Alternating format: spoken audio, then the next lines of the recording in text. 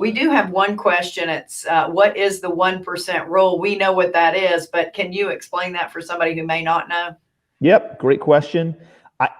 I mean, you learn this a lot of times early on in owning rental property, but or as you're watching podcasts and that kind of stuff, I still use it, and I still think it's a pretty good rule. So 1% is if your monthly rent is $1,000, you would never want to pay more or be all into that rental property for essentially 100 times that, right? You want your monthly rent to be 1% of what you're all into the property for. So if you're all into it for $100,000, you want to be able to yield at least $1,000 a month in rent. If you can get $1,500 a month in rent, then that means you can pay up to $150,000 per unit, per door, per house, whatever that ends up being, depending on the asset class that you're in. So that's typically, if you can meet that threshold, you can cover your operating expenses, you can cover your debt service, and it'll put some cash flow in your pocket.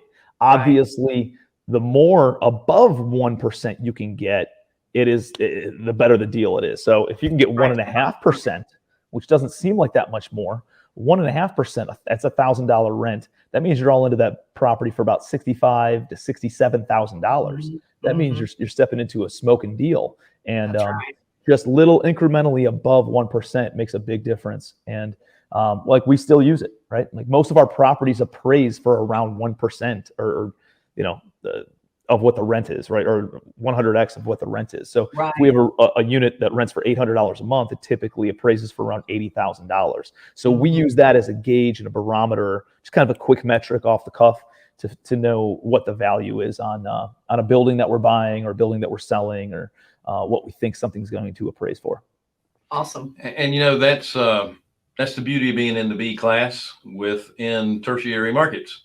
You get into the A class properties, you're not going to have that 1%. You're going to be paying a lot more. Your cap rates are going to be a lot lower. Yep.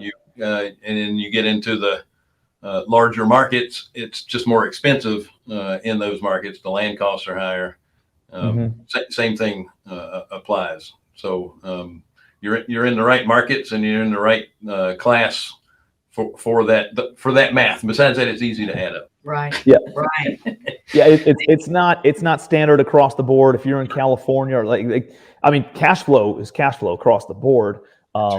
It's really hard to find a 1% type of a deal in California, right? Right. And, or in New York City, or in Boston, or in San Diego, or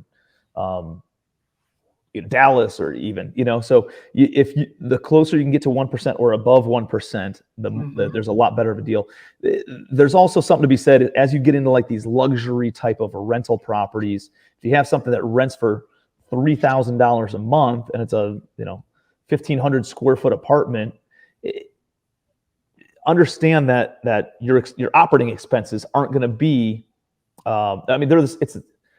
to turn on the lights in that unit. It doesn't matter if you're making $500 a month in rent or $3,000 a month in rent. It's the same utility cost. And then, your property taxes are going to be higher or lower based on the cost of the building. But your insurance is going to be about the same, whether you're getting $500 a month in rent or $3,000 a month. So you're going to find that as you get into higher end properties, your expense ratio and the percentage of your expenses that you're let's say of your gross revenue is $100,000.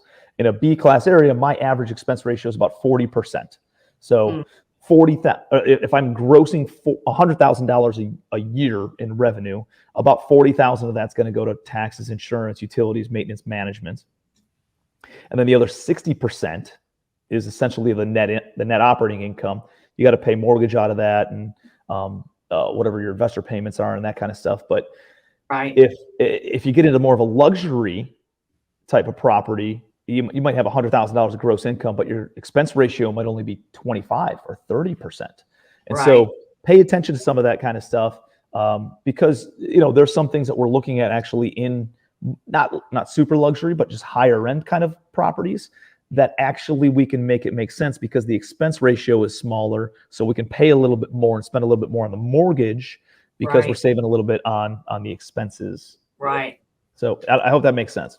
Absolutely. Absolutely. It's good stuff.